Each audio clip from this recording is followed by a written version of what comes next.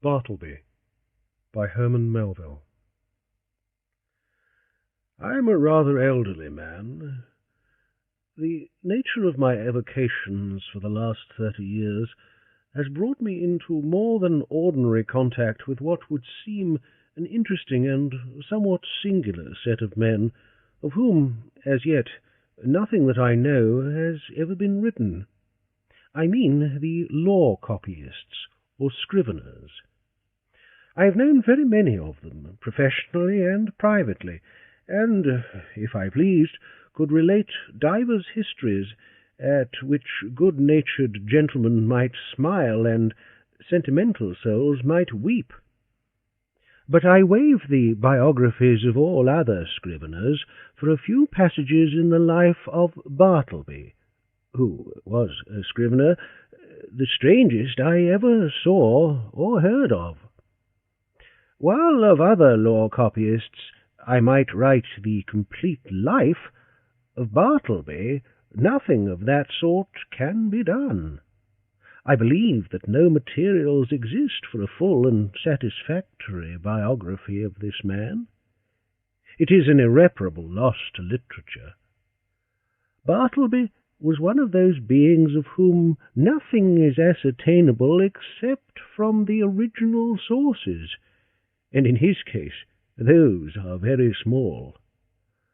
What my own astonished eyes saw of Bartleby, that is all I know of him, except indeed one vague report which will appear in the sequel. Ere introducing the scrivener as he first appeared to me, it is fit I make some mention of myself, my employees, my business, my chambers, and general surroundings, because some such description is indispensable to an adequate understanding of the chief character about to be presented. Imprimis, I am a man who, from his youth upwards, has been filled with a profound conviction that the easiest way of life is the best.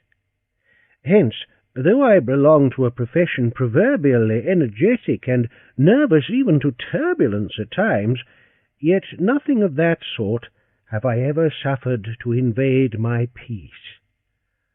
I am one of those unambitious lawyers who never addresses a jury or in any way draws down public applause, but, in the cool tranquillity of a snug retreat, do a snug business among rich men's bonds and mortgages and title deeds. All who know me consider me an eminently safe man. The late John Jacob Astor, a personage little given to poetic enthusiasm, had no hesitation in pronouncing my first grand point to be prudence, my next method. I do not speak it in vanity, but simply record the fact that I was not unemployed in my profession by the late John Jacob Astor, a name which, I admit, I love to repeat, for it hath a rounded and orbicular sound to it, and rings like unto bullion. I will freely add that I was not insensible to the late John Jacob Astor's good opinion. Some time prior to the period at which this little history begins, my avocations had been largely increased. The good old office, now extinct in the state of New York, of a Master in Chancery had been conferred upon me.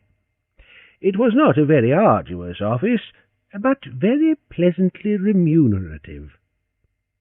I seldom lose my temper, much more seldom indulge in dangerous indignation at wrongs and outrages, but I must be permitted to be rash here, and declare that I consider the sudden and violent abrogation of the office of Master in Chancery by the new Constitution as a premature act, inasmuch as I had counted upon a life lease of the profits, whereas I only received those of a few short years. But this is by the way. My chambers were upstairs at number 27 Wall Street, At one end they looked upon the white wall of the interior of a spacious skylight shaft, penetrating the building from top to bottom. This view might have been considered rather tame than otherwise, deficient in what landscape painters call life. But if so, the view from the other end of my chambers offered at least a contrast, if nothing more. In that direction my windows commanded an unobstructed view of a lofty brick wall, black by age and everlasting shade, which wall required no spyglass to bring out its lurking beauties, but, for the benefit of all near-sighted spectators, was pushed up to within 10 feet of my window-panes. Owing to the great height of the surrounding buildings, and my chambers being on the second floor, the interval between this wall and mine not a little resembled a huge square cistern. At the period just preceding the advent of Bartleby, I had 2 persons as copyists in my employment, and a promising lad as an office boy. First, Turkey. Second, Nippers. Third, Ginger Nut. These may seem names the like of which are not usually found in the directory. In truth, they were nicknames, mutually conferred upon each other by my 3 clerks, and were deemed expressive of their respective persons or characters. Turkey was a short, pursy Englishman of about my own age, that is, somewhere not far from 60. In the morning, one might say, his face was of a fine, florid hue, but after 12 o'clock, meridian, his dinner hour, it blazed like a grate full of Christmas coals, and continued blazing, but as it were with a gradual wane, till 6 o'clock p.m. or thereabouts, after which I saw no more of the proprietor of the face, which, gaining its meridian with the sun, seemed to set with it, to rise, culminate, and decline the following day with the like regularity and undiminished glory. There are many singular coincidences I have known in the course of my life, not least among which was the fact that, exactly when Turkey displayed his fullest beams from his red and radiant countenance, just then, too, at that critical moment, began the daily period when I considered his business capacities as seriously disturbed for the remainder of the 24 hours. Not that he was absolutely idle or averse to business then, far from it. The difficulty was he was apt to be altogether too energetic. There was a strange, inflamed, flurried, flighty recklessness of activity about him. He would be incautious in dipping his pen into his inkstand. All his blots upon my documents were dropped there after 12 o'clock, meridian. Indeed, not only would he be reckless and sadly given to making blots in the afternoon, but some days he went further and was rather noisy. At such times, too, his face flamed with augmented blazonry, as if cannel coal had been heaped on anthracite. He made an unpleasant racket with his chair, spilled his sandbox. In mending his pens, impatiently split them all to pieces and threw them on the floor in sudden passion, stood up and leaned over his table, boxing his papers about in a most indecorous manner, very sad to behold in an elderly man like him. Nevertheless, as he was in many ways a most valuable person to me, and all the time before 12 o'clock, meridian, was the quickest, steadiest creature, too, accomplishing a great deal of work in a style not easily to be matched, for these reasons I was willing to overlook his eccentricities.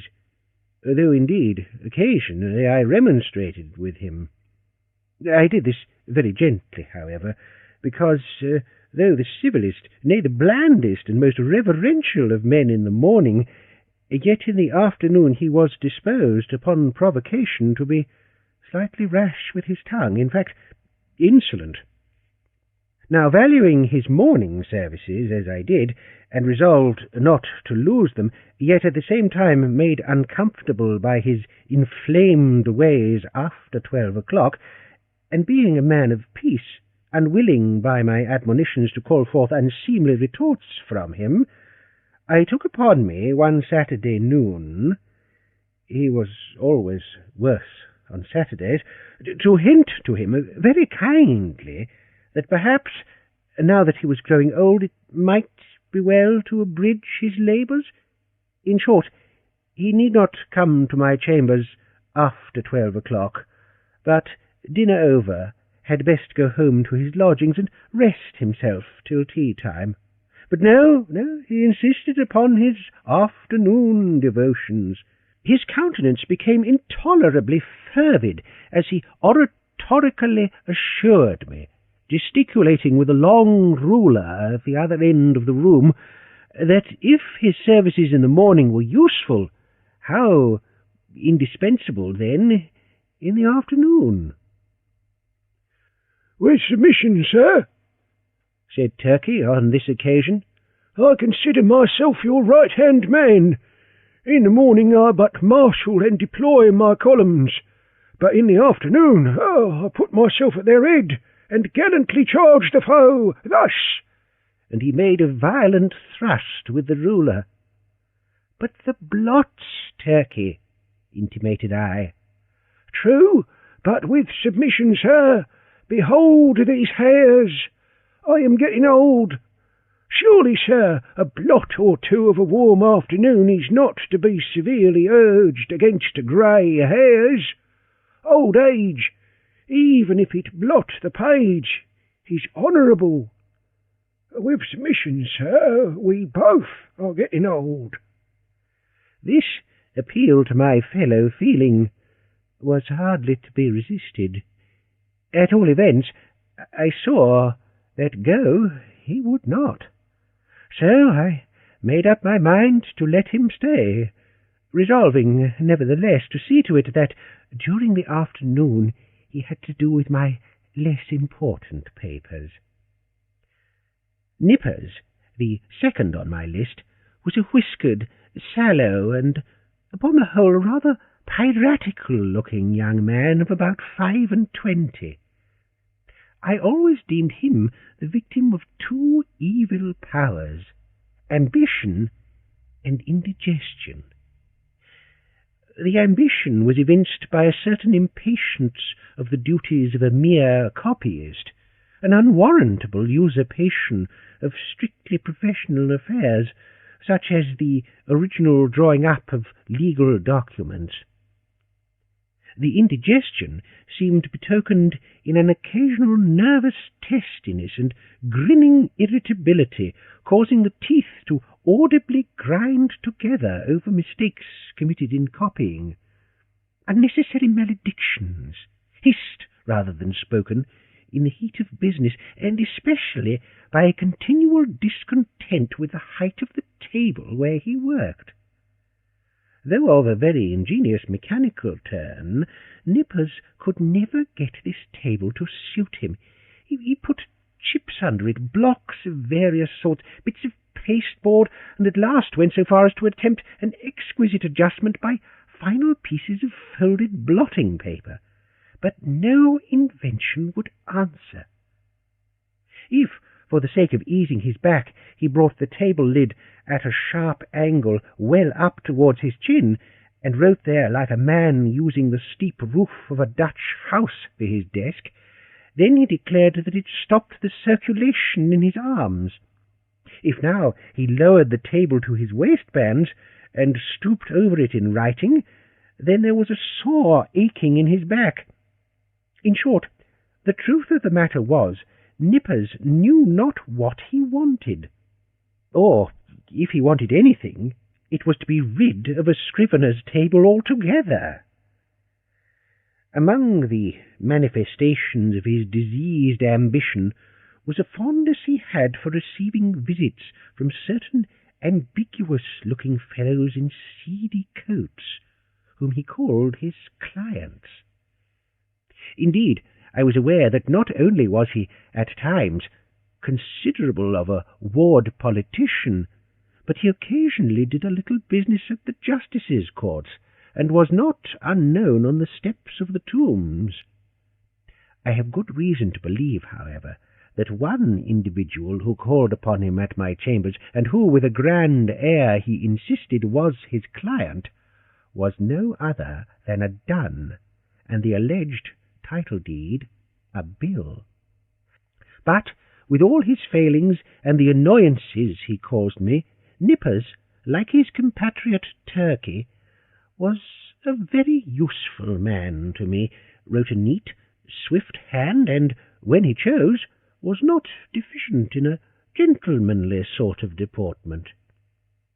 Added to this, he always dressed in a gentlemanly sort of way, and so, incidentally, reflected credit upon my chambers. Whereas, with respect to Turkey, I had much ado to keep him from being a reproach to me. His clothes were apt to look oily and smell of eating-houses. He wore his pantaloons very loose and baggy in summer. His coats were execrable, his hat not to be handled. But, while the hat was a thing of indifference to me, inasmuch as his natural civility and deference as a dependent Englishman always led him to doff it the moment he entered the room, yet his coat was another matter. Concerning his coats, I reasoned with him, but with no effect. The truth was, I suppose, that a man with so small an income could not afford to sport such a lustrous face and a lustrous coat at one and the same time. As Nippers once observed, Turkey's money went chiefly for red ink. One winter day I presented Turkey with a highly respectable-looking coat of my own, a padded grey coat of a most comfortable warmth, and which buttoned straight up from the knee to the neck. I thought Turkey would appreciate the favour and abate his rashness and obstreperousness of afternoons. But no, I verily believe that buttoning himself up in so downy and blanket-like a coat had a pernicious effect upon him, upon the same principle that too much oats are bad for horses. In fact, precisely as a rash, restive horse is said to feel his oats, so Turkey felt his coat. It made him insolent. He was a man whom prosperity harmed. Though, concerning the self-indulgent habits of Turkey, I had my own private surmises, yet touching Nippers I was well persuaded that, whatever might be his faults in other respects, he was, at least, a temperate young man. But indeed, nature herself seemed to have been his vintner, and at his birth charged him so thoroughly with an irritable, brandy-like disposition that all subsequent potations were needless. When I consider how, amid the stillness of my chambers, Nippers would sometimes impatiently rise from his seat, and, stooping over his table, spread his arms wide apart, seize the whole desk, and move it, and jerk it with a grim, grinding motion on the floor, as if the table were a perverse voluntary agent, intent on thwarting and vexing him, I plainly perceived that, for Nippers, brandy and water were altogether superfluous. It was fortunate for me that, owing to its peculiar cause, indigestion, the irritability and consequent nervousness of Nippers were mainly observable in the morning, while in the afternoon he was comparatively mild, so that, Turkey's paroxysms only coming on about 12 o'clock, I never had to do with their eccentricities at one time. Their fits relieved each other, like guards. When Nippers's was on, Turkey's was off, and vice versa. This was a good, natural arrangement under the circumstances. Ginger Nut, the third on my list, was a lad some 12 years old. His father was a carman, ambitious of seeing his son on the bench instead of a cart before he died. So he sent him to my office as student at law, errand boy, cleaner, and sweeper at the rate of $1 a week. He had a little desk to himself, but he did not use it much. Upon inspection, the drawer exhibited a great array of the shells of various sorts of nuts. Indeed, to this quick-witted youth, the whole noble science of the law was contained in a nutshell. Not the least among the employments of Ginger Nut, as well as one which he discharged with the most alacrity, was his duty as cake and apple purveyor for Turkey and Nippers. Copying law papers being proverbially a dry, husky sort of business, my two scriveners were fain to moisten their mouths very often with Spitzenbergs, to be had at the numerous stalls nigh the custom-house and post-office. Also, they sent Ginger Nut very frequently for that peculiar cake, small, flat, round, and very spicy, after which he had been named by them. Of a cold morning, when business was but dull, Turkey would gobble up scores of these cakes, as if they were mere wafers.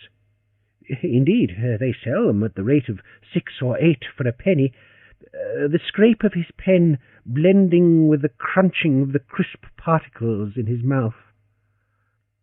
Of all the fiery afternoon blunders and flurried rashnesses of Turkey was his once moistening a ginger cake between his lips and clapping it on to a mortgage for a seal. I came within an ace of dismissing him then, but he mollified me by making an oriental bow and saying, "With submission, sir, it was generous of me to find you in stationery on my own account." File 2. Now, my original business, that of a conveyancer and title hunter, and drawer up of recondite documents of all sorts, was considerably increased by receiving the master's office. There was now great work for scriveners. Not only must I push the clerks already with me, but I must have additional help. In answer to my advertisement, a motionless young man one morning stood upon my office threshold, the door being open, for it was summer. I can see that figure now, pallidly neat, pitiably respectable, incurably forlorn. It was Bartleby. After a few words touching his qualifications, I engaged him, glad to have among my corps of copyists a man of so singularly sedate an aspect, which I thought might operate beneficially upon the flighty temper of Turkey and the fiery one of Nippers. I should have stated before that ground-glass folding doors divided my premises into 2 parts, one of which was occupied by my scriveners, the other by myself. According to my humour, I threw open these doors or closed them. I resolved to assign Bartleby a corner by the folding doors, but on my side of them, so as to have this quiet man within easy call, in case any trifling thing was to be done. I placed his desk close up to a small side window in that part of the room, a window which originally had afforded a lateral view of certain grimy backyards and bricks, but which, owing to subsequent erections, commanded at present no view at all, though it gave some light. Within 3 feet of the panes was a wall, and the light came down from far above between 2 lofty buildings, as from a very small opening in a dome. Still further to a satisfactory arrangement, I procured a high green folding screen, which might entirely isolate Bartleby from my sight, though not remove him from my voice, and thus, in a manner, privacy and society were conjoined. At first, Bartleby did an extraordinary quantity of writing. As if long famishing for something to copy, he seemed to gorge himself on my documents. There was no pause for digestion. He ran a day and night line, copying by sunlight and by candlelight. I should have been quite delighted with his application had he been cheerfully industrious, but he wrote on silently, palely, mechanically. It is, of course, an indispensable part of a scrivener's business to verify the accuracy of his copy word by word. Where there are 2 or more scriveners in an office, they assist each other in this examination, one reading from the copy, the other holding the original. It is a very dull, wearisome, and lethargic affair. I can readily imagine that, to some sanguine temperaments, it would be altogether intolerable. For example, I cannot credit that the mettlesome poet Byron would have contentedly sat down with Bartleby to examine a law document of, say, 500 pages, closely written in a crimpy hand. And now and then, in the haste of business, it had been my habit to assist in comparing some brief document myself, calling Turkey or Nippers for this purpose. One object I had in placing Bartleby so handed to me behind the screen was to avail myself of his services on such trivial occasions. It was on the 3rd day, I think, of his being with me, and before any necessity had arisen for having his own writing examined, that, being much hurried to complete a small affair that I had in hand, I abruptly called to Bartleby. In my haste and natural expectancy of instant compliance, I sat with my head bent over the original on my desk, and my right hand sideways and somewhat nervously extended with the copy, so that, immediately upon emerging from his retreat, Bartleby might snatch it and proceed to business without the least delay. In this very attitude did I sit when I called to him, rapidly stating what it was I wanted him to do, namely, to examine a small paper with me. Imagine my surprise, nay, my consternation, when, without moving from his privacy, Bartleby, in a singularly mild, firm voice, replied, "I would prefer not to." I sat a while in perfect silence, rallying my stunned faculties. Immediately it occurred to me that my ears had deceived me, or Bartleby had entirely misunderstood my meaning. I repeated my request in the clearest tone I could assume, but in quite as clear a one came the previous reply. "I would prefer not to." "Prefer not to?" echoed I, rising in high excitement and crossing the room with a stride. "What do you mean? Are you moonstruck? I want you to help me compare this sheet here. Take it." And I thrust it towards him. "I would prefer not to," said he. I looked at him steadfastly. His face was leanly composed, his grey eyes dimly calm. Not a wrinkle of agitation rippled him. Had there been the least uneasiness, anger, impatience, or impertinence in his manner, in other words, had there been anything ordinarily human about him, doubtless I should have violently dismissed him from the premises. But as it was, I should have as soon thought of turning my pale plaster of Paris bust of Cicero out of doors. I stood gazing at him a while, as he went on with his own writing, and then reseated myself at my desk. This is very strange, thought I. What had one best do? But my business hurried me. I concluded to forget the matter for the present, reserving it for my future leisure. So, calling Nippers from the other room, the paper was speedily examined. A few days after this, Bartleby concluded 4 lengthy documents, being quadruplicates of a week's testimony taken before me in my High Court of Chancery. It became necessary to examine them. It was an important suit, and great accuracy was imperative. Having all things arranged, I called Turkey, Nippers, and Gingernut from the next room, meaning to place the 4 copies in the hands of my 4 clerks, while I should read from the original. Accordingly, Turkey, Nippers, and Gingernut had taken their seats in a row, each with his document in his hand, when I called to Bartleby to join this interesting group. "Bartleby! Quick! I'm waiting!"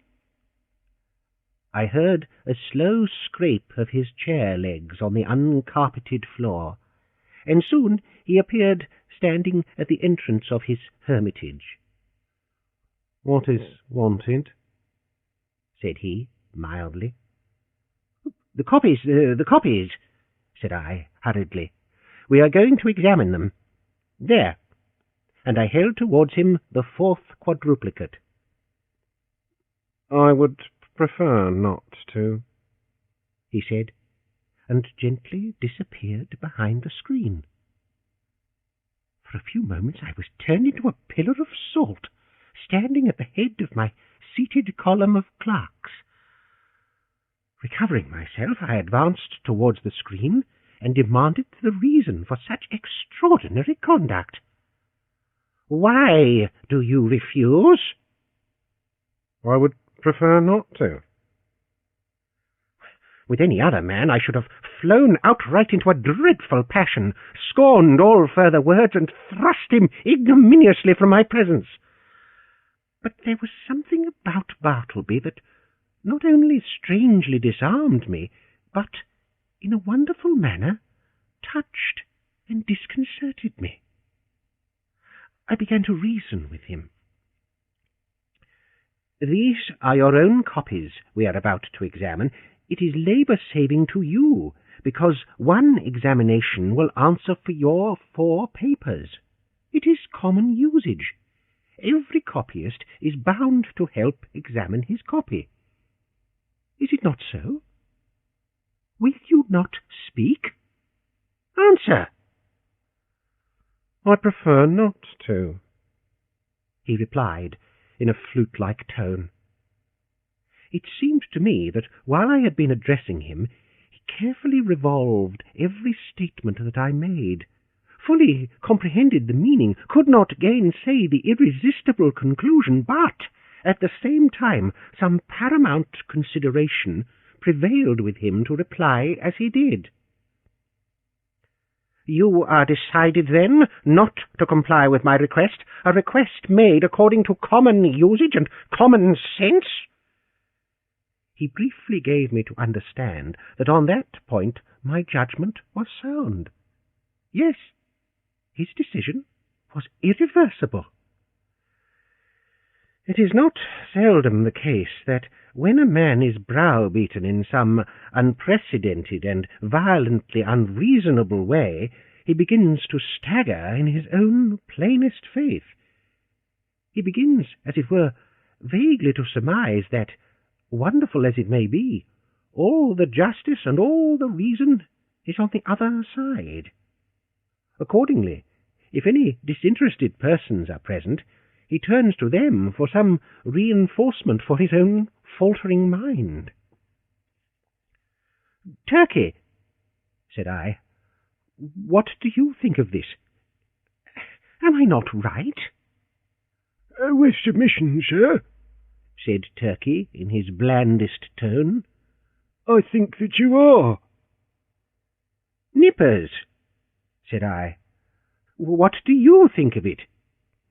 I think I should kick him out of the office.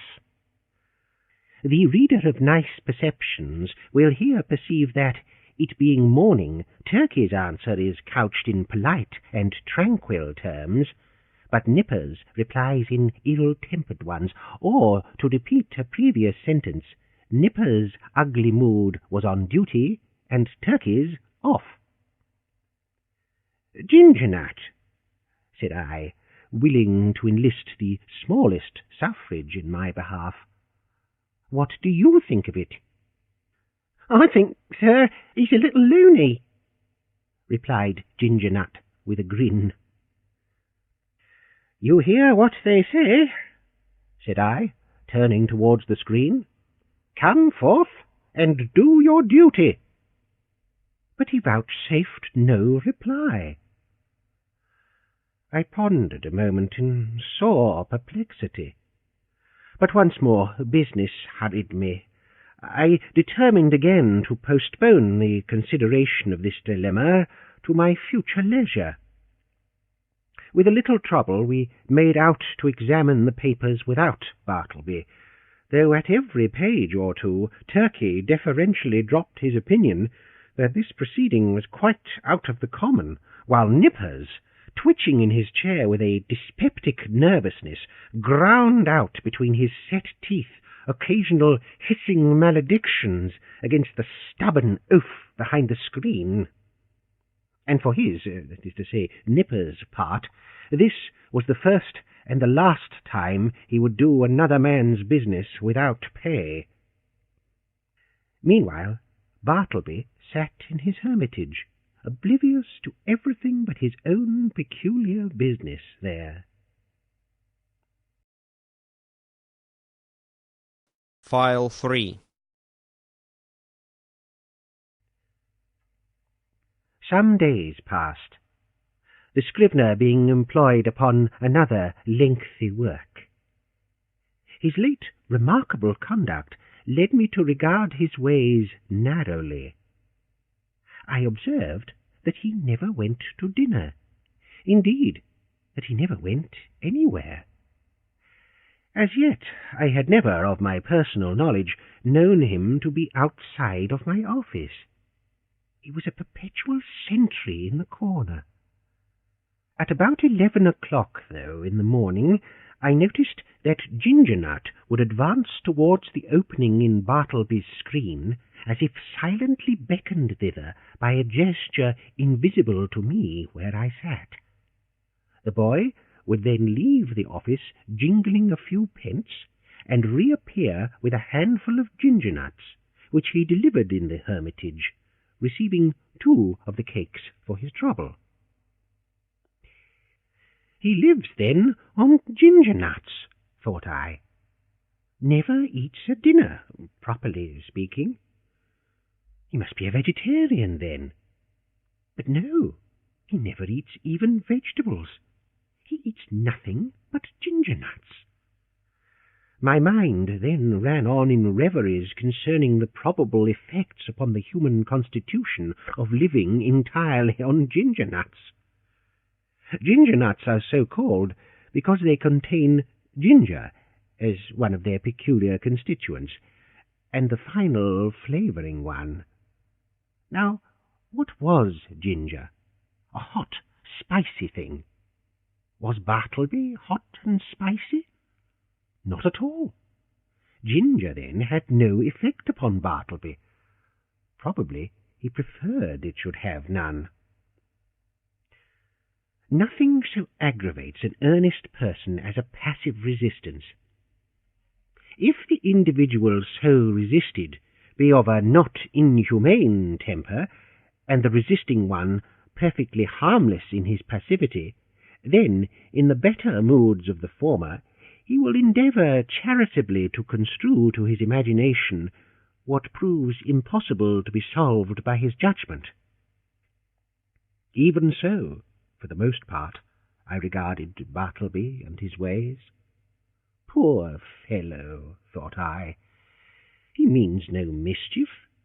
It is plain he intends no insolence. His aspect sufficiently evinces that his eccentricities are involuntary. He is useful to me. I can get along with him. If I turn him away, the chances are he will fall in with some less indulgent employer, and then he will be rudely treated, and perhaps driven forth miserably to starve. Yes, here I can cheaply purchase a delicious self-approval. To befriend Bartleby, to humour him in his strange wilfulness, will cost me little or nothing, while I lay up in my soul what will eventually prove a sweet morsel for my conscience. But this mood was not invariable with me. The passiveness of Bartleby sometimes irritated me. I felt strangely goaded on to encounter him in new opposition, to elicit some angry spark from him answerable to my own. But indeed, I might as well have essayed to strike fire with my knuckles against a bit of Windsor soap. But one afternoon the evil impulse in me mastered me, and the following little scene ensued.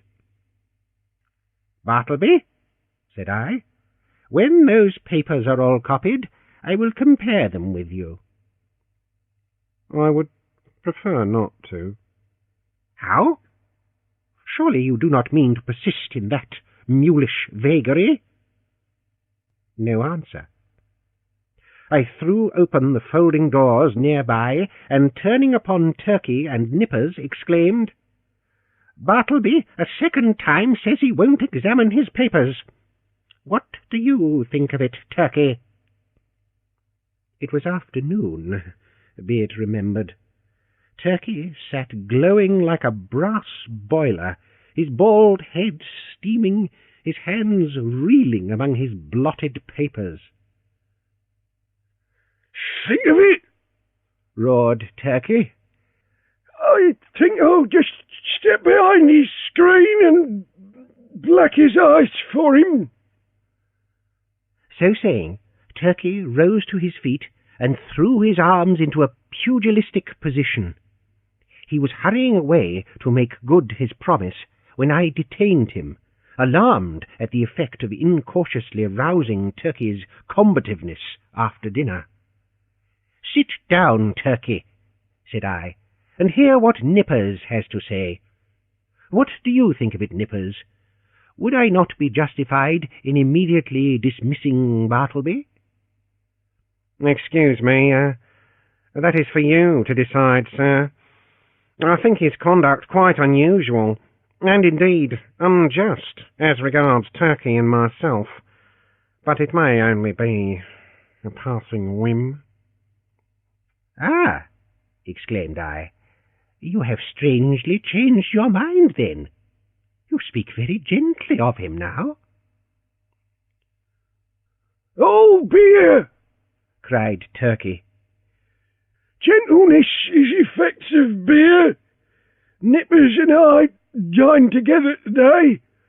You see how gentle I am, sir. Shall I go and black his eyes?" You refer to Bartleby, I suppose. No, not today, Turkey," I replied. "Pray, put up your fists." I closed the doors and again advanced towards Bartleby. I felt additional incentives tempting me to my fate. I burned to be rebelled against again. I remembered that Bartleby never left the office. "Bartleby," said I. "Ginger Nut is away. Just step around to the post office, won't you?" It was but a 3 minutes' walk. "And see if there is anything for me." "I would prefer not to." "You will not?" "I prefer not." I staggered to my desk and sat there in a deep study. My blind inveteracy returned. Was there any other thing in which I could procure myself to be ignominiously repulsed by this lean, penniless wight, my hired clerk? What added thing is there, perfectly reasonable, that he will be sure to refuse to do? "Bartleby!" No answer. "Bartleby!" in a louder voice. No answer. "Bartleby!" I roared. Like a very ghost, agreeably to the laws of magical invocation, at the third summons he appeared at the entrance of his hermitage. "Go to the next room and tell Nippers to come to me." "I prefer not to," he respectfully and slowly said, and mildly disappeared. "Very good, Bartleby," said I, in a quiet, sort of serenely severe, self-possessed tone, intimating the unalterable purpose of some terrible retribution very close at hand. At the moment I half intended something of the kind, but upon the whole, as it was drawing towards my dinner hour, I thought it best to put on my hat and walk home for the day, suffering much from perplexity and distress of mind. Shall I acknowledge it? The conclusion of this whole business was that it soon became a fixed fact of my chambers that a pale young scrivener by the name of Bartleby had a desk there, that he copied for me at the usual rate of 4 cents a folio, 100 words, but he was permanently exempt from examining the work done by him, that duty being transferred to Turkey and Nippers, out of compliment, doubtless, to their superior acuteness. Moreover, said Bartleby was never, on any account, to be dispatched on the most trivial errand of any sort, and that, even if entreated to take upon him such a matter, it was generally understood that he would prefer not to. In other words, that he would refuse, point blank. As days passed on, I became considerably reconciled to Bartleby. His steadiness, his freedom from all dissipation, his incessant industry, except when he chose to throw himself into a standing reverie behind his screen, his great stillness, his unalterableness of demeanour under all circumstances, made him a valuable acquisition. One prime thing was this: he was always there, first in the morning, continually through the day, and last at night. I had a singular confidence in his honesty. I felt my most precious papers perfectly safe in his hands. Sometimes, to be sure, I could not, for the very soul of me, avoid falling into sudden spasmodic passions with him, for it was exceedingly difficult to bear in mind all the time those strange peculiarities, privileges, and unheard-of exemptions forming the tacit stipulations on Bartleby's part, under which he remained in my office. Now and then, in the eagerness of dispatching present business, I would inadvertently summon Bartleby in a short, rapid tone, to put his finger, say, on the incipient tie of a bit of red tape with which I was about compressing some papers. Of course, from behind the screen, the usual answer: I prefer not to. Was sure to come. And then, how could a human creature with the common infirmities of our nature refrain from bitterly exclaiming upon such perverseness, such unreasonableness? However, every added repulse of this sort which I received only tended to lessen the probability of my repeating the inadvertence. File 4. Here it must be said that, according to the custom of most legal gentlemen occupying chambers in densely populated law buildings, there were several keys to my door. One was kept by a woman residing in the attic, which person weekly scrubbed and daily swept and dusted my apartments. Another was kept by Turkey for convenience sake. The third I sometimes carried in my own pocket. The fourth I knew not who had. Now, one Sunday morning I happened to go to Trinity Church to hear a celebrated preacher, and, finding myself rather early on the ground, I thought I would walk round to my chambers for a while. Luckily I had my key with me, but upon applying it to the lock I found it resisted by something inserted from the inside. Quite surprised, I called out, when, to my consternation, a key was turned from within, and, thrusting his lean visage at me, and holding the door ajar, the apparition of Bartleby appeared, in his shirt-sleeves, and otherwise in a strangely tattered déshabille, saying quietly that he was sorry, but he was deeply engaged just then, and preferred not admitting me at present. In a brief word or two, he moreover added that perhaps I had better walk around the block 2 or 3 times, and by that time he would probably have concluded his affairs. Now, the utterly unsurmised appearance of Bartleby, tenanting my law chambers of a Sunday morning with his cadaverously gentlemanly nonchalance, yet withal firm and self-possessed, had such a strange effect upon me that incontinently I slunk away from my own door and did as desired, but not without sundry twinges of impotent rebellion against the mild effrontery of this unaccountable scrivener. Indeed, it was his wonderful mildness chiefly which not only disarmed me, but unmanned me, as it were. For I consider that one, for the time, is sort of unmanned when he tranquilly permits his hired clerk to dictate to him and order him away from his own premises. Furthermore, I was full of uneasiness as to what Bartleby could possibly be doing in my office in his shirt-sleeves, and in an otherwise dismantled condition of a Sunday morning. Was anything amiss going on? Nay, that was out of the question. It was not to be thought of for a moment that Bartleby was an immoral person. But what could he be doing there? Copying? Nay, again, whatever might be his eccentricities, Bartleby was an eminently decorous person.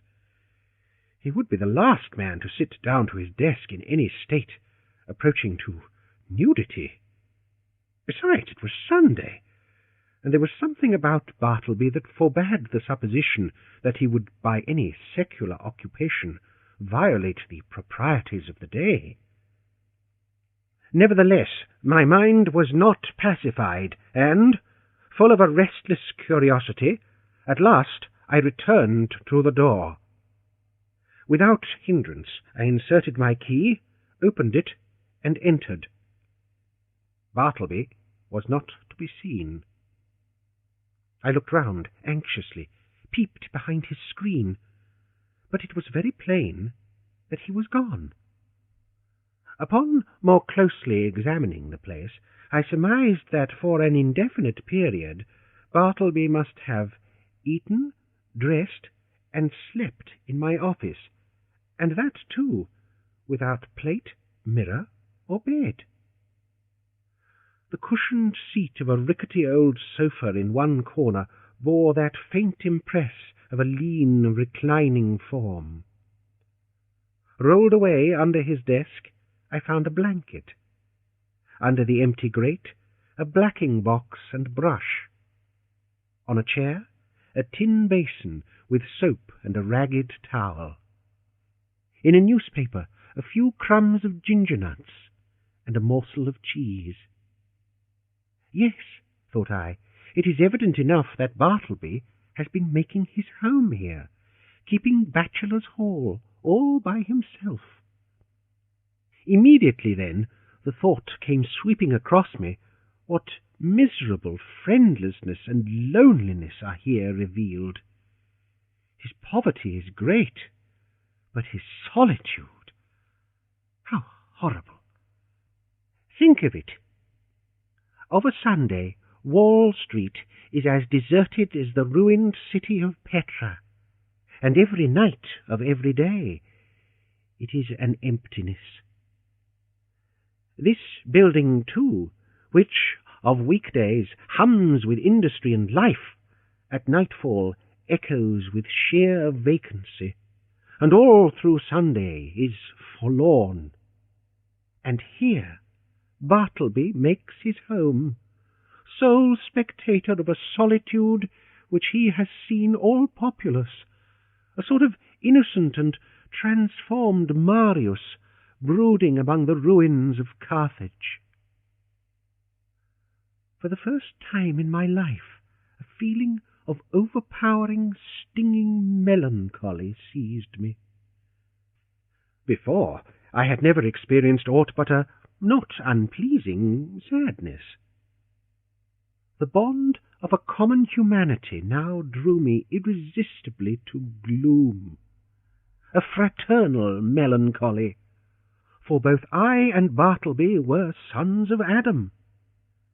I remembered the bright silks and sparkling faces I had seen that day, in gala trim, swan-like, sailing down the Mississippi of Broadway, and I contrasted them with the pallid copyist, and thought to myself, "Ah, happiness courts the light, so we deem the world is gay, but misery hides aloof, so we deem that misery there is none." These sad fancyings, chimeras doubtless of a sick and silly brain, led on to other and more special thoughts concerning the eccentricities of Bartleby. Presentiments of strange discoveries hovered around me. The scrivener's pale form appeared to me laid out among uncaring strangers in its shivering winding sheet.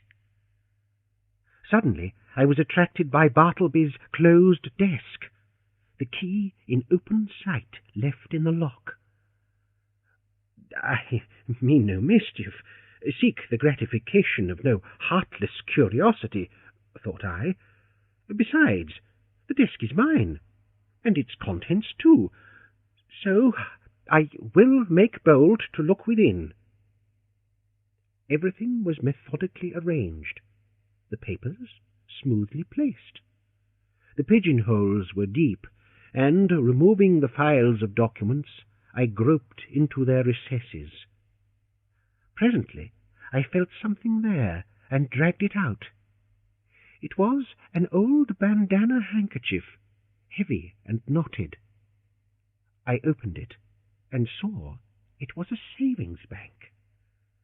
I now recalled all the quiet mysteries which I had noted in the man. I remembered that he never spoke but to answer, that, though at intervals he had considerable time to himself, yet I had never seen him reading. No, not even a newspaper, that for long periods he would stand looking out at his pale window behind the screen upon the dead brick wall.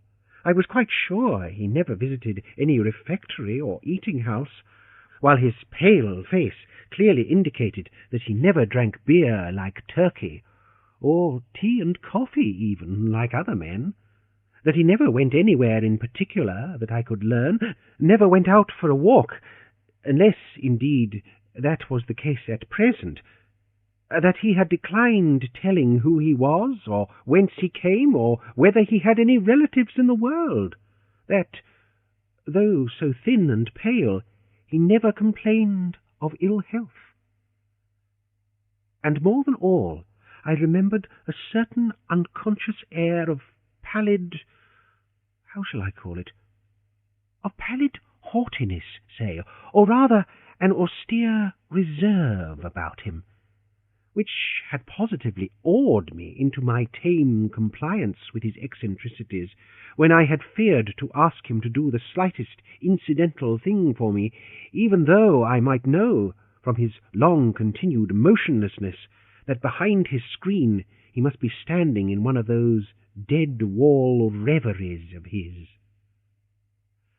Revolving all these things, and coupling them with the recently discovered fact that he made my office his constant abiding place and home, and not forgetful of his morbid moodiness, revolving all these things, a prudential feeling began to steal over me. My first emotions had been those of pure melancholy and sincerest pity, but just in proportion as the forlornness of Bartleby grew and grew to my imagination, so did that same melancholy merge into fear, that pity into repulsion. So true it is, and so terrible too, that up to a certain point the thought or sight of misery enlists our best affections, but in certain special cases, beyond that point, it does not. They err who would assert that invariably this is owing to the inherent selfishness of the human heart. It rather proceeds from a certain hopelessness of remedying excessive and organic ill. To a sensitive being, pity is not seldom pain, and when at last it is perceived that such pity cannot lead to effectual succour, common sense bids the soul be rid of it. What I saw that morning persuaded me that the scrivener was the victim of innate and incurable disorder. I might give alms to his body, but his body did not pain him. It was his soul that suffered, and his soul I could not reach. File 5. I did not accomplish the purpose of going to Trinity Church that morning. Somehow, the things I had seen disqualified me for the time from church-going. I walked homeward, thinking what I would do with Bartleby. Finally, I resolved upon this. I would put certain calm questions to him the next morning, touching his history, etc., and if he declined to answer them openly and unreservedly, and I supposed he would prefer not, then to give him a $20 bill over and above whatever I might owe him, and tell him his services were no longer required, but that if in any other way I could assist him, I would be happy to do so, especially if he desired to return to his native place, wherever that might be. I would willingly help to defray the expenses. Moreover, if, after reaching home, he found himself at any time in want of aid, a letter from him would be sure of reply. The next morning came. "Bartleby," said I, gently calling to him behind his screen. No reply. "Bartleby," said I, in a still gentler tone, "come here. I am not going to ask you to do anything you would prefer not to do. I simply wish to speak to you." Upon this, he noiselessly slid into view.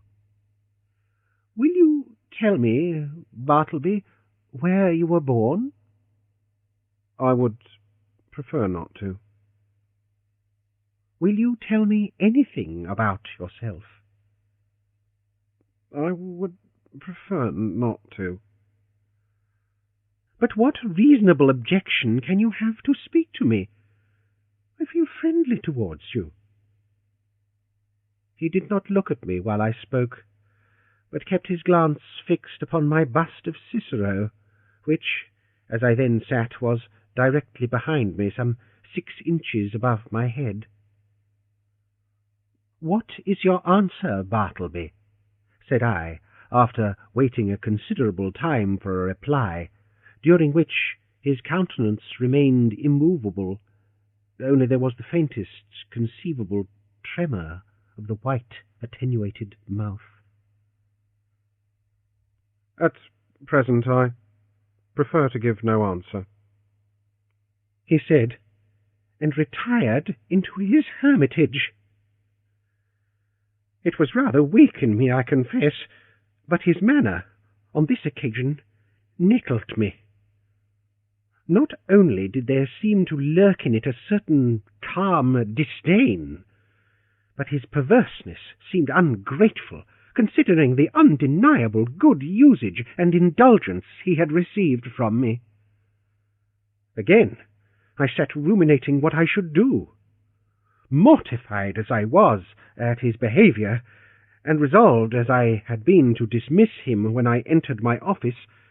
Nevertheless, I strangely felt something superstitious knocking at my heart and forbidding me to carry out my purpose, and denouncing me for a villain if I dared to breathe one bitter word against this forlornest of mankind.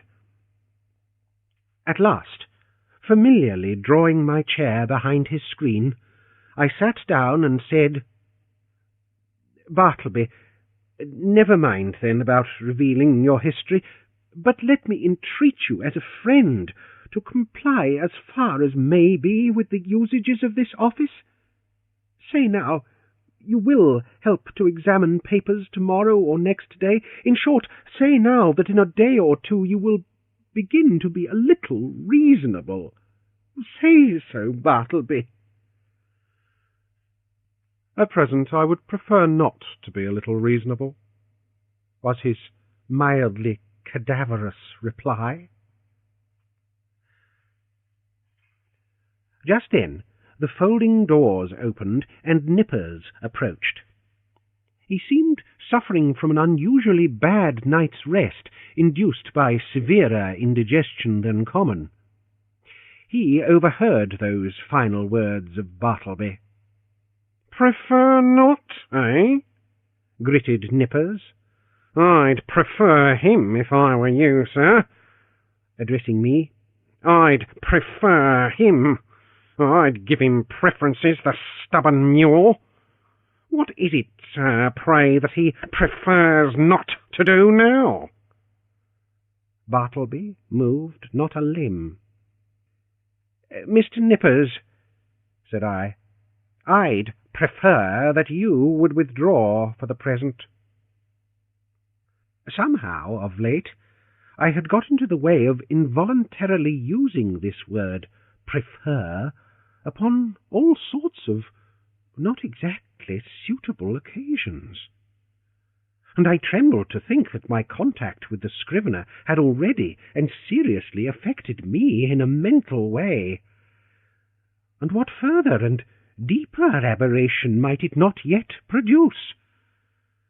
This apprehension had not been without efficacy in determining me to summary measures. As Nippers, looking very sour and sulky, was departing, Turkey blandly and deferentially approached. "With submission, sir," said he. "Yesterday I was thinking about Bartleby here, and I think that if he would but prefer to take a quart of good ale every day, it would do much towards mending him and enabling him to assist in examining his papers." "So, you have got the word too," said I, slightly excited. "With submission, what word, sir?" asked Turkey, respectfully crowding himself into the contracted space behind the screen, and by so doing making me jostle the scrivener. "What word, sir?" "I would prefer to be left alone here," said Bartleby, as if offended at being mobbed in his privacy. "That's the word, Turkey," said I. "That's it." "Oh, prefer. Oh, yes, queer word. I never use it myself. But, sir, as I was saying, if he would but prefer—" "Turkey," interrupted I, "you will please withdraw." "Oh, certainly, sir, if you prefer that I should." As he opened the folding door to retire, Nippers at his desk caught a glimpse of me, and asked whether I would prefer to have a certain paper copied on blue paper or white. He did not in the least roguishly accent the word prefer. It was plain that it involuntarily rolled from his tongue. I thought to myself, surely I must get rid of a demented man who already has in some degree turned the tongues, if not the heads, of myself and clerks. But I thought it prudent not to break the dismission at once. The next day I noticed that Bartleby did nothing but stand at his window in his dead-wall reverie. Upon asking him why he did not write, he said that he had decided upon doing no more writing. "Why, how now? What next?" exclaimed I. "Do no more writing?" "No more." "And what is the reason?" "Do you not see the reason for yourself?" he indifferently replied. I looked steadfastly at him, and perceived that his eyes looked dull and glazed. Instantly it occurred to me that his unexampled diligence in copying by his dim window for the first few weeks of his stay with me might have temporarily impaired his vision. I was touched. I said something in condolence with him. I hinted that of course he did wisely in abstaining from writing for a while, and urged him to embrace that opportunity of taking wholesome exercise in the open air. This, however, he did not do. A few days after this, my other clerks being absent, and being in a great hurry to dispatch certain letters by the mail, I thought that, having nothing else earthly to do, Bartleby would surely be less inflexible than usual, and carry these letters to the post-office. But he blankly declined. So, much to my inconvenience, I went myself. Still, added days went by.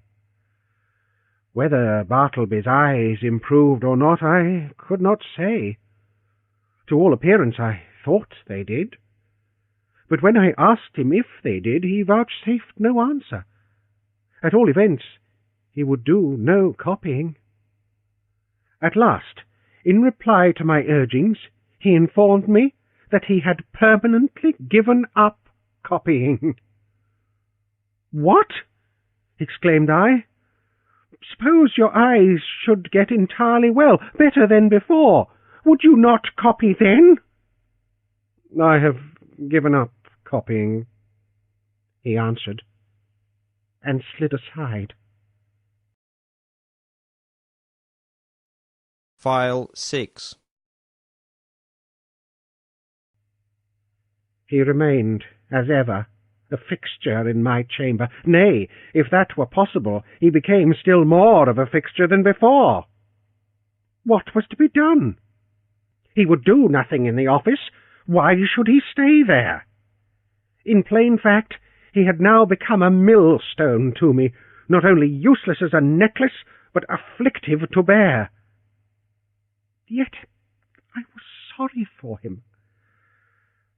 I speak less than truth when I say that, on his own account, he occasioned me uneasiness.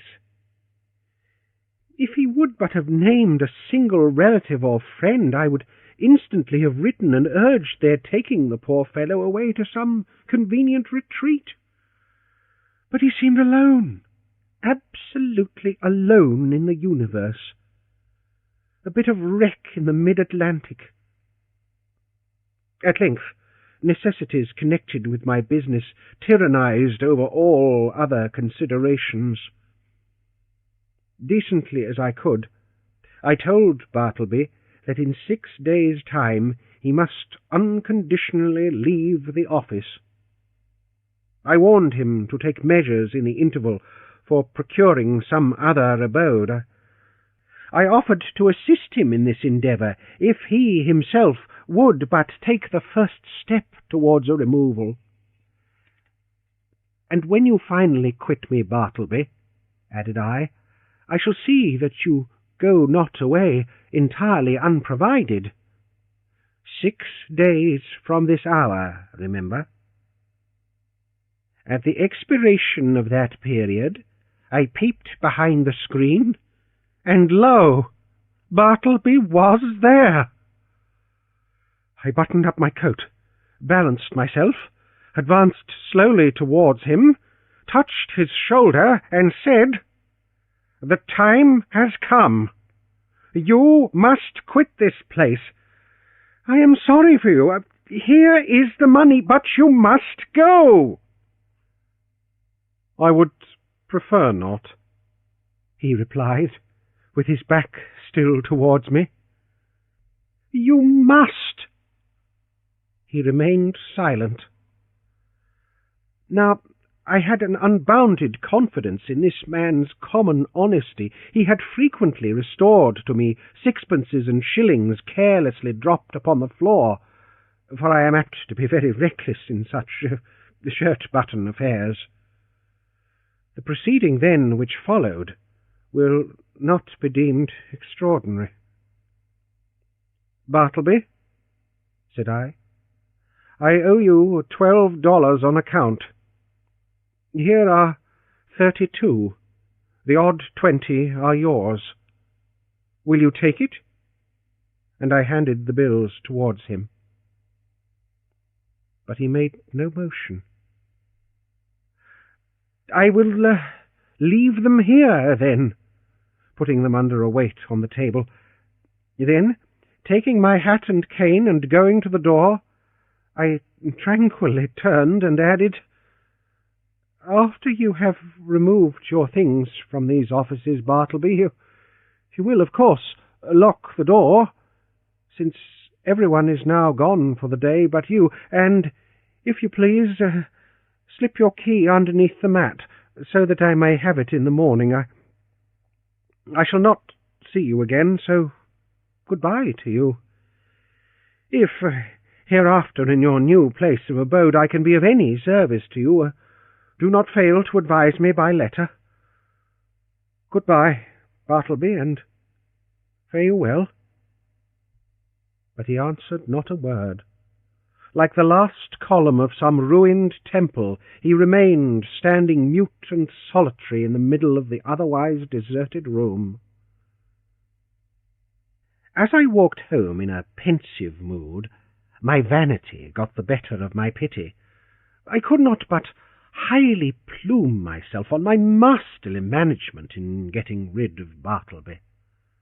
Masterly I call it, and such it must appear to any dispassionate thinker. The beauty of my procedure seemed to consist in its perfect quietness. There was no vulgar bullying, no bravado of any sort, no choleric hectoring and striding to and fro across the apartment, jerking out vehement commands for Bartleby to bundle himself off with his beggarly traps. Nothing of the kind. Without loudly bidding Bartleby depart, as an inferior genius might have done, I assumed the ground that depart he must, and upon that assumption built all I had to say. The more I thought over my procedure, the more I was charmed with it. Nevertheless, next morning, upon awakening, I had my doubts. I had somehow slept off the fumes of vanity. One of the coolest and wisest hours a man has is just after he awakes in the morning. My procedure seemed as sagacious as ever, but only in theory. How it would prove in practice, there was the rub. It was truly a beautiful thought to have assumed Bartleby's departure, but, after all, that assumption was simply my own, and none of Bartleby's. The great point was, not whether I had assumed that he would quit me, but whether he would prefer so to do. He was more a man of preferences than assumptions. After breakfast, I walked downtown, arguing the probabilities pro and con. One moment I thought it would prove a miserable failure, and Bartleby would be found all alive at my office as usual. The next moment it seemed certain that I should find his chair empty. And so I kept veering about. At the corner of Broadway and Canal Street, I saw quite an excited group of people standing in earnest conversation. "I'll take odds he doesn't," said a voice as I passed. "Doesn't go? Done," said I. "Put up your money." I was instinctively putting my hand in my pocket to produce my own, when I remembered that this was an election day. The words I had overheard bore no reference to Bartleby, but to the success or non-success of some candidate for the mayoralty. In my intent frame of mind, I had, as it were, imagined that all Broadway shared in my excitement, and were debating the same question with me. I passed on, very thankful that the uproar of the street screened my momentary absent-mindedness. As I had intended, I was earlier than usual at my office door. I stood, listening for a moment. All was still. He must have gone. I tried the knob. The door was locked. Yes, my procedure had worked to a charm. He indeed must be vanished. Yet a certain melancholy mixed with this. I was almost sorry for my brilliant success. I was fumbling under the doormat for the key, which Bartleby was to have left there for me, when accidentally my knee knocked against a panel, producing a summoning sound. And in response, a voice came to me from within. "Not yet. I'm occupied." It was Bartleby. I was thunderstruck. For an instant I stood like the man who, pipe in mouth, was killed one cloudless afternoon long ago in Virginia by summer lightning. At his own warm window he was killed, and remained leaning out there upon the dreamy afternoon, till someone touched him when he fell. "Not gone," I murmured at last.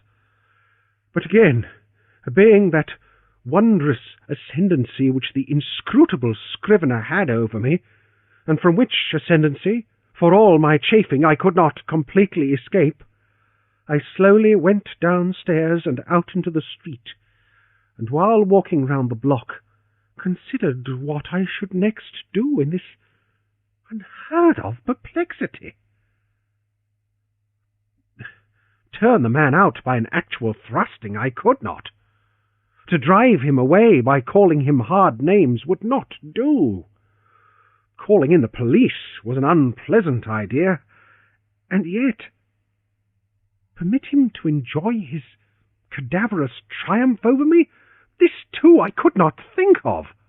What was to be done? Or if nothing could be done, was there anything further that I could assume in the matter?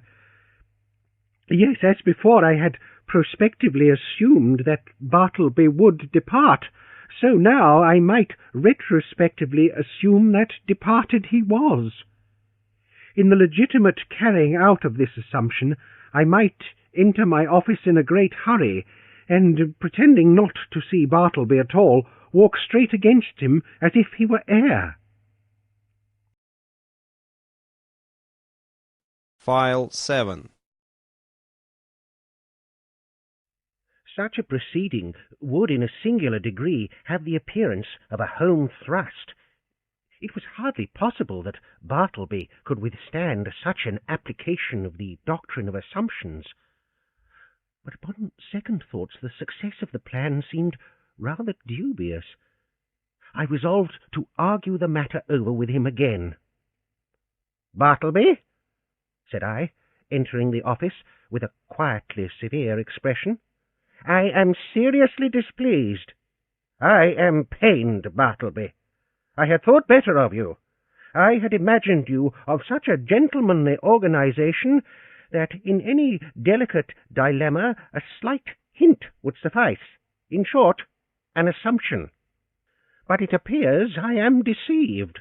Why," I added, unaffectedly starting, "you have not even touched that money yet," pointing to it just where I had left it the evening previous. He answered nothing. "Will you or will you not quit me?" I now demanded in a sudden passion, advancing close to him. "I would prefer not to quit you," he replied, gently emphasizing the not. "What earthly right have you to stay here? Do you pay any rent? Do you pay my taxes?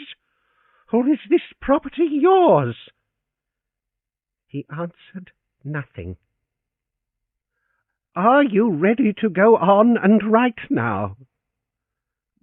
Are your eyes recovered?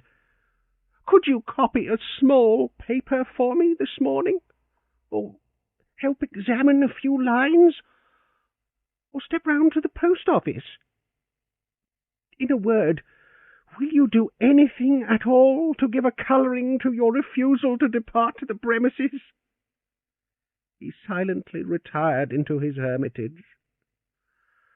I was now in such a state of nervous resentment that I thought it but prudent to check myself at present from further demonstrations.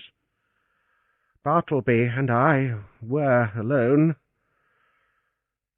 I remembered the tragedy of the unfortunate Adams and the still more unfortunate Colt in the solitary office of the latter, and how poor Colt, being dreadfully incensed by Adams and imprudently permitting himself to get wildly excited, was at unawares hurried into his fatal act, an act which certainly no man could possibly deplore more than the actor himself. Often it had occurred to me in my ponderings upon the subject that had the altercation taken place in the public street or at a private residence, it would not have terminated as it did. It was the circumstance of being alone in a solitary office, upstairs, of a building entirely unhallowed by humanizing domestic associations. An uncarpeted office, doubtless, of a dusty, haggard sort of appearance. This it must have been which greatly helped to enhance the irritable desperation of the hapless Colt. But when this old Adam of resentment rose in me and tempted me concerning Bartleby, I grappled him and threw him. How? Why, simply by recalling the divine injunction, "A new commandment give I unto you, that ye love one another." Yes, this it was that saved me. Aside from higher considerations, charity often operates as a vastly wise and prudent principle, a great safeguard to its possessor. Men have committed murder for jealousy's sake, and anger's sake, and hatred's sake, and selfishness's sake, and spiritual pride's sake. But no man that ever I heard of committed a diabolical murder for sweet charity's sake. Mere self-interest, then, if no better motive can be enlisted, should, especially with high-tempered men, prompt all beings to charity and philanthropy. At any rate, upon the occasion in question, I strove to drown my exasperated feelings towards the scrivener by benevolently construing his conduct. Poor fellow, poor fellow, poor fellow, thought I. He doesn't mean anything, and besides, he has seen hard times, and ought to be indulged. I endeavoured also immediately to occupy myself, and at the same time to comfort my despondency. I tried to fancy that in the course of the morning, at such time as might prove agreeable to him, Bartleby, of his own free accord, would emerge from his hermitage and take up some decided line of march in the direction of the door. But no. 12:30 o'clock came. Turkey began to glow in the face, overturn his inkstand, and become generally obstreperous. Nippers abated down into quietude and courtesy. Gingernut munched his noon apple, and Bartleby remained standing at his window in one of his profoundest dead-wall reveries. Will it be credited? Ought I to acknowledge it? That afternoon I left the office without saying one further word to him. Some days now passed, during which, at leisure intervals, I looked a little into Edwards on the Will and Priestley on Necessity. Under the circumstances, those books induced a salutary feeling. Gradually I slid into the persuasion that these troubles of mine touching the scrivener had been all predestinated from eternity, and Bartleby was billeted upon me for some mysterious purpose of an all-wise providence, which it was not for a mere mortal like me to fathom. Yes, Bartleby, stay there behind your screen, thought I. I shall persecute you no more. You are harmless and noiseless as any of these old chairs. In short, I never feel so private as when I know you are here. At last, I see it, I feel it, I penetrate to the predestinated purpose of my life.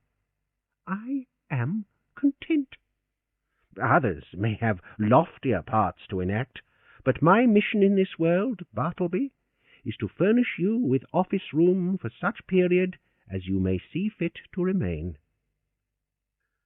I believe that this wise and blessed frame of mind would have continued with me, had it not been for the unsolicited and uncharitable remarks obtruded upon me by my professional friends who visited the rooms.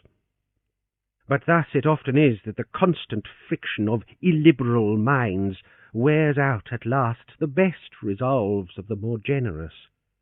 Though, to be sure, when I reflected upon it, it was not strange that people entering my office should be struck by the peculiar aspect of the unaccountable Bartleby, and so be tempted to throw out some sinister observations concerning him. Sometimes an attorney having business with me, and calling at my office, and finding no one but the scrivener there, would undertake to obtain some sort of precise information from him touching my whereabouts. But without heeding his idle talk, Bartleby would remain standing immovable in the middle of the room. So, after contemplating him in that position for a time, the attorney would depart no wiser than he came. Also, when a reference was going on, and the room full of lawyers and witnesses, and business driving fast, some deeply occupied legal gentleman present, seeing Bartleby wholly unemployed, would request him to run around to his, the legal gentleman's, office, and fetch some papers for him. Thereupon Bartleby would tranquilly decline, and yet remain idle as before. Then the lawyer would give a great stare and turn to me. And what could I say? At last I was made aware that all through the circle of my professional acquaintance a whisper of wonder was running round, having reference to the strange creature I kept at my office. This worried me very much, and as the idea came upon me of his possibly turning out a long-lived man, and keep occupying my chambers, and denying my authority, and perplexing my visitors, and scandalizing my professional reputation, and casting a general gloom over the premises, keeping body and soul together to the last upon his savings, for doubtless he spent but half a dime a day, and in the end perhaps outlive me, and claim possession of my office by right of his perpetual occupancy. Yes, all these dark anticipations crowded upon me more and more, and my friends continually intruded their relentless remarks upon the apparition in my room. A great change was wrought in me. I resolved to gather all my faculties together, and forever rid me of this intolerable incubus. Ere revolving any complicated project, however, adapted to this end, I first simply suggested to Bartleby the propriety of his permanent departure. In a calm and serious tone, I commended the idea to his careful and mature consideration. But, having taken 3 days to meditate upon it, he apprised me that his original determination remained the same. In short, that he still preferred to abide with me. What shall I do? I now said to myself, buttoning up my coat to the last button. What shall I do? What ought I to do? What does conscience say that I should do with this man, or rather ghost? Rid myself of him I must. Go he shall. But how? You will not thrust him, the poor, pale, passive mortal, you will not thrust such a helpless creature out of your door? You will not dishonour yourself by such cruelty? No, I will not, I cannot do that. Rather would I let him live and die here, and then mason up his remains in the wall. What then will you do? For all your coaxing, he will not budge. Bribes he leaves under your own paperweight on your table. In short, it is quite plain that he prefers to cling to you. Then something severe, something unusual must be done. What? Surely you will not have him collared by a constable and commit his innocent pallor to the common jail? And upon what ground could you procure such a thing to be done? A vagrant, is he? What? He a vagrant, a wanderer, who refuses to budge? It is because he will not be a vagrant, then, that you seek to count him as a vagrant. That is too absurd. No visible means of support. There I have him. Wrong again, for indubitably he does support himself, and that is the only unanswerable proof that any man can show of his possessing the means to do so. No more, then. Since he will not quit me, I must quit him. I will change my offices. I will move elsewhere, and give him fair notice that if I find him on my new premises, I will then proceed against him as a common trespasser. Acting accordingly, next day I thus addressed him. I find these chambers too far from the city hall. The air is unwholesome. In a word, I propose to remove my offices next week, and shall no longer require your services. I tell you this now, in order that you may seek another place. He made no reply, and nothing more was said. On the appointed day I engaged carts and men, proceeded to my chambers, and, having but little furniture, everything was removed in a few hours. Throughout, the scrivener remained standing behind the screen, which I directed to be removed the last thing. It was withdrawn, and, being folded up like a huge folio, left him the motionless occupant of a naked room. I stood in the entry, watching him a moment, while something from within me upbraided me. I re-entered, with my hand in my pocket, and my heart in my mouth. "Goodbye, Bartleby. I am going. Goodbye. And God some way bless you. And take that," slipping something in his hand. But it dropped upon the floor. And then, strange to say, I tore myself from him whom I had so longed to be rid of.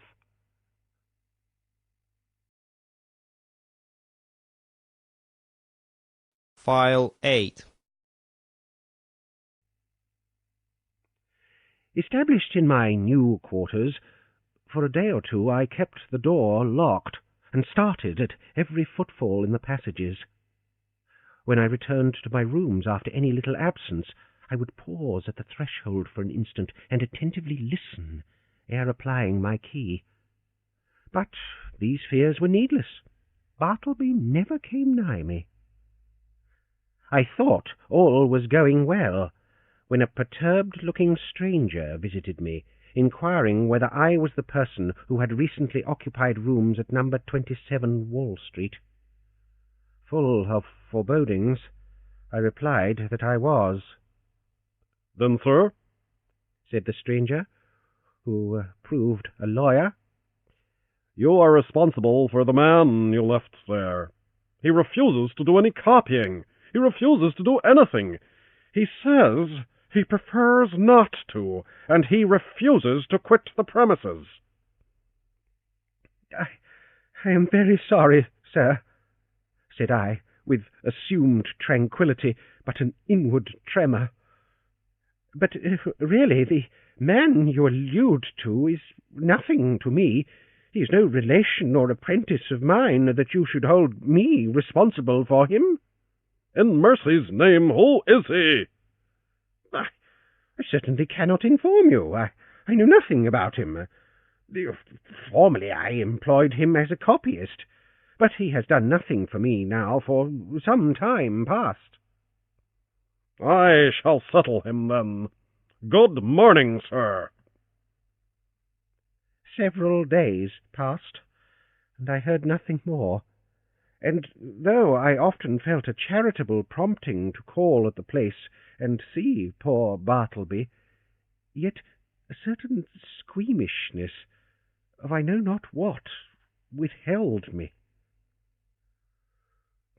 "All is over with him by this time," thought I at last, when, through another week, no further intelligence reached me. But, coming to my room the day after, I found several persons waiting at my door in a high state of nervous excitement. "That's the man. Here he comes," cried the foremost one, whom I recognized as the lawyer who had previously called upon me alone.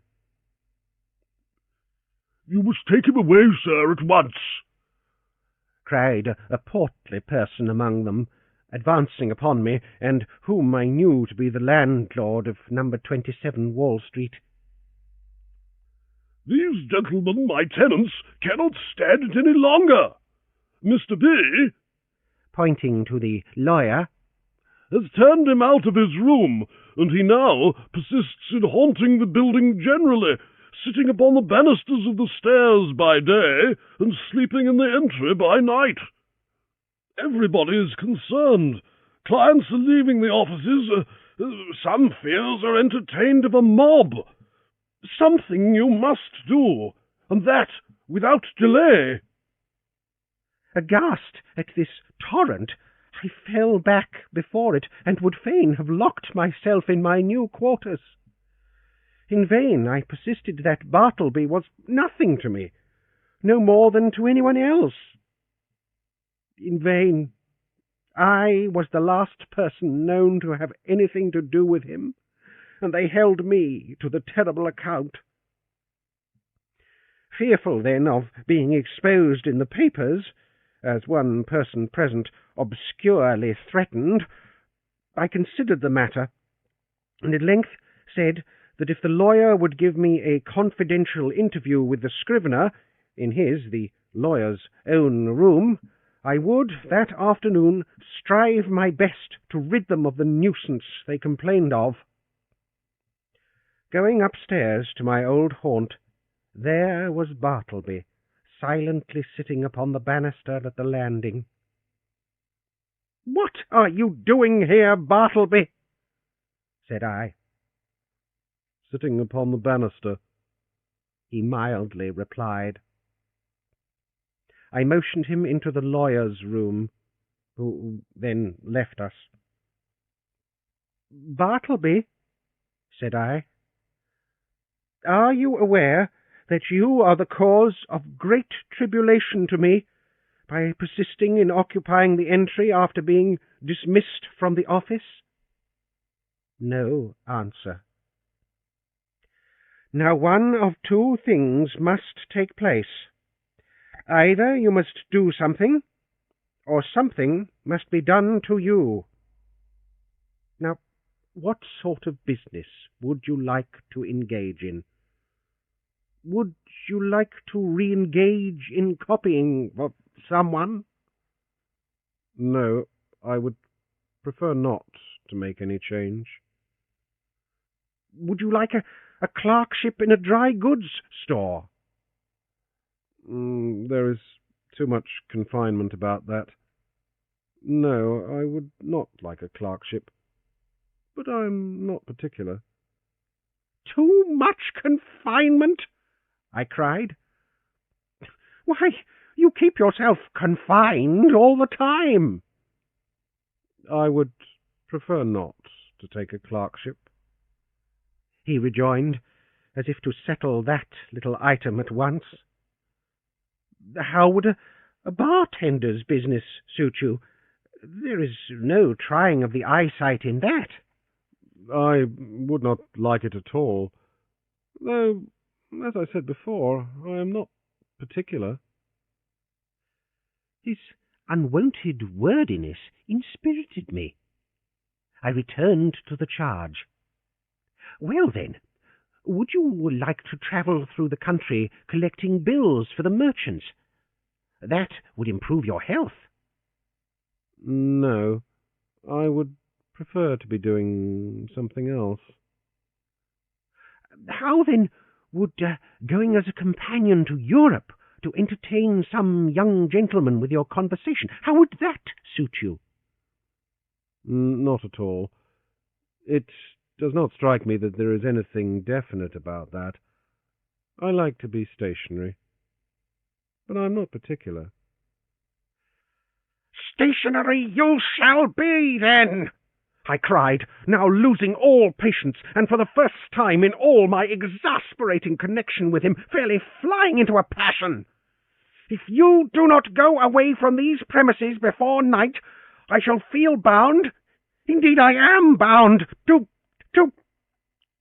quit the premises myself," I rather absurdly concluded, knowing not with what possible threat to try to frighten his immobility into compliance.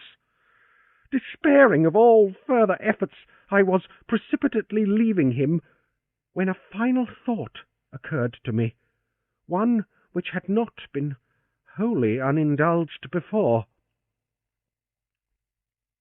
"Bartleby," said I, in the kindest tone I could assume under such exciting circumstances, "will you go home with me now? Not to my office, but my dwelling, and remain there till we can conclude upon some convenient arrangement for you at our leisure. Come, let us start now, right away." "No. At present, I would prefer not to make any change at all." I answered nothing, but effectually dodging everyone by the suddenness and rapidity of my flight, rushed from the building, ran up Wall Street towards Broadway, and, jumping into the first omnibus, was soon removed from pursuit. As soon as tranquillity returned, I distinctly perceived that I had now done all that I possibly could, both in respect to the demands of the landlord and his tenants, and with regard to my own desire and sense of duty, to benefit Bartleby and shield him from rude persecution. I now strove to be entirely carefree and quiescent, and my conscience justified me in the attempt, though, indeed, it was not so successful as I could have wished. So fearful was I of being again hunted out by the incensed landlord and his exasperated tenants, that, surrendering my business to nippers for a few days, I drove about the upper part of the town and through the suburbs in my rockaway carriage, crossed over to Jersey City and Hoboken, and paid fugitive visits to Manhattanville and Astoria. In fact, I almost lived in my rockaway carriage for the time.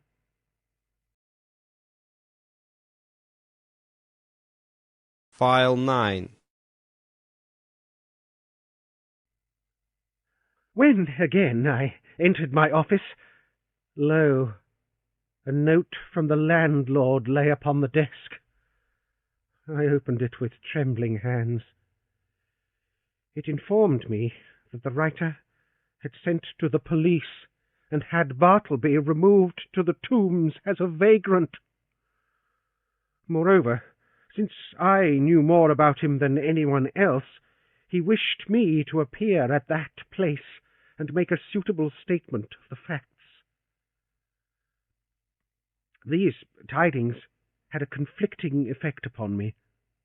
At first I was indignant, but at last almost approved.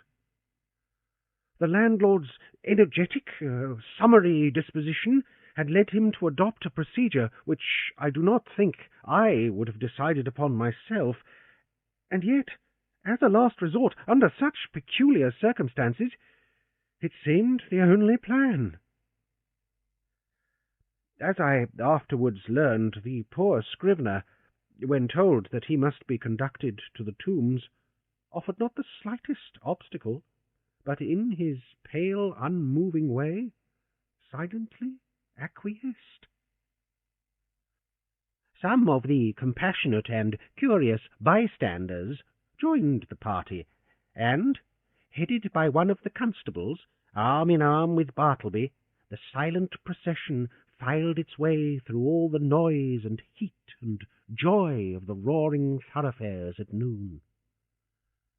The same day I received the note, I went to the Tombs, or, to speak more properly, the halls of justice. Seeking the right officer, I stated the purpose of my call, and was informed that the individual I described was indeed within. I then assured the functionary that Bartleby was a perfectly honest man, and greatly to be compassionated, however unaccountably eccentric.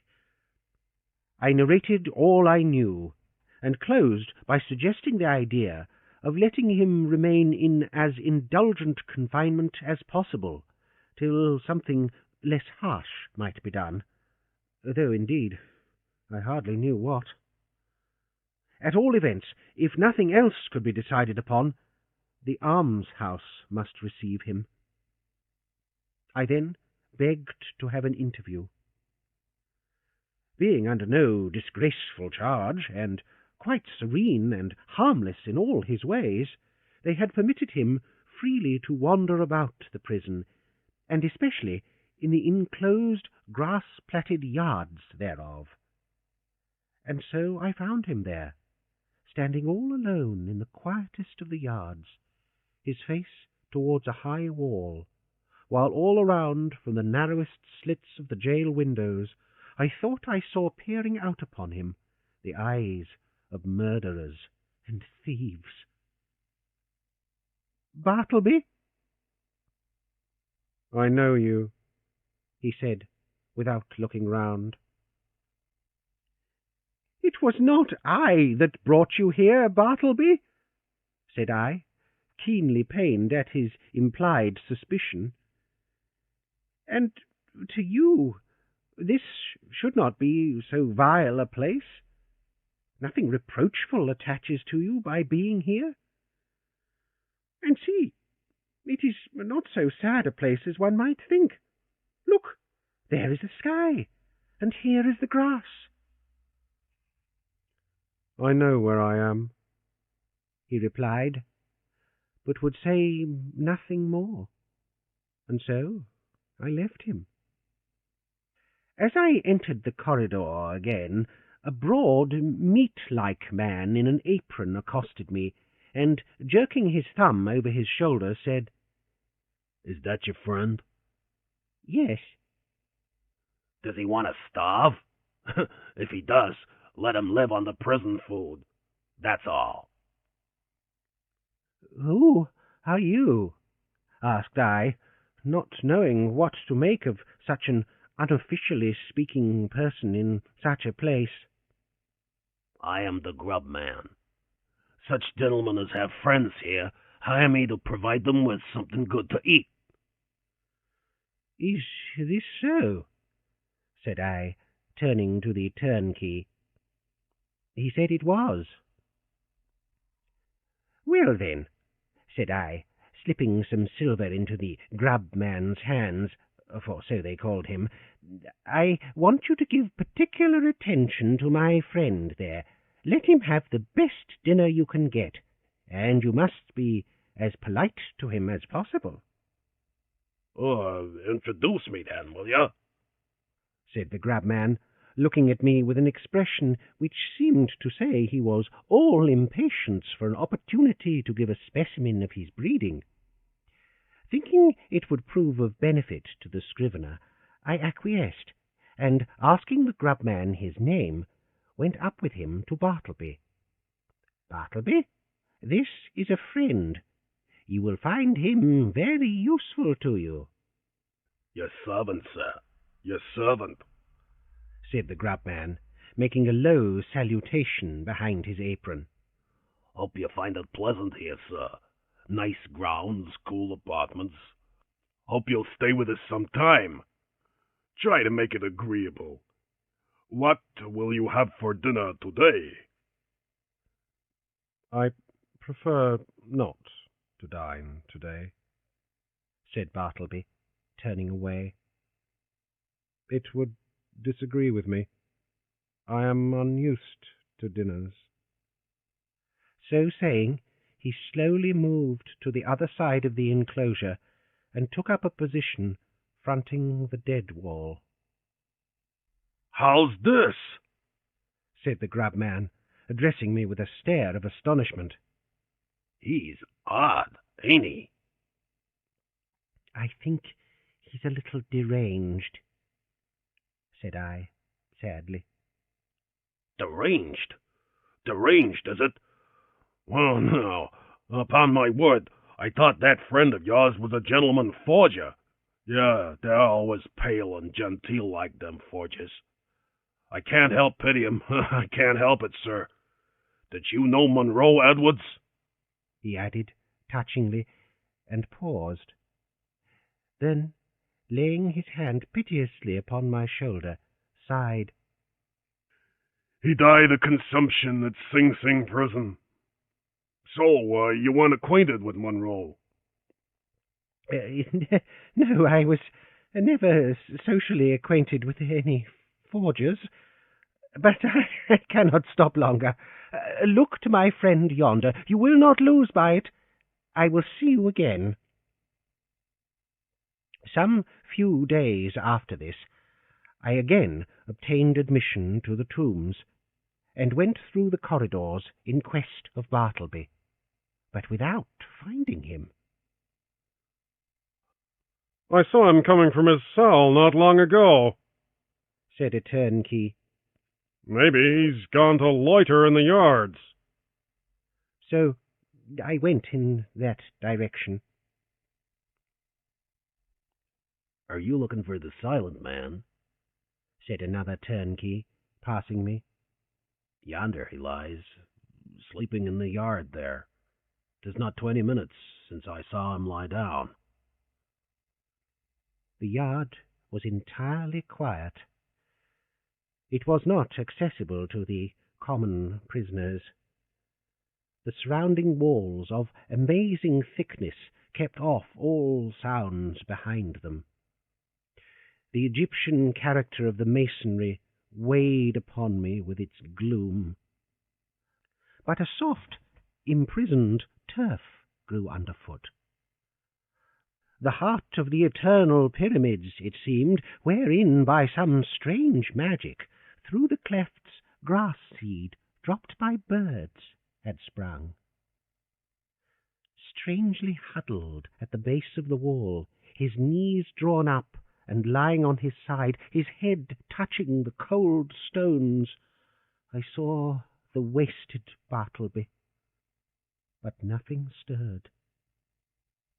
I paused, then went close up to him, stooped over, and saw that his dim eyes were open. Otherwise, he seemed profoundly sleeping. Something prompted me to touch him. I felt his hand, when a tingling shiver ran up my arm and down my spine to my feet. The round face of the grub man peered upon me now. His dinner is ready. Won't he dine today either? Or does he live without dining? Lives without dining, said I, and closed Bartleby's eyes. Eh? He's asleep, ain't he? With kings and counsellors, murmured I. There would seem little need for proceeding further in this history. Imagination will readily supply the meagre recital of poor Bartleby's interment. But, ere parting with the reader, let me say that if this little narrative has sufficiently interested him to awaken curiosity as to who Bartleby was, and what manner of life he led prior to the present narrator's making his acquaintance, I can only reply that in such curiosity I fully share, but am wholly unable to gratify it. Yet here I hardly know whether I should divulge one little item of rumour which came to my ear a few months after the scrivener's decease.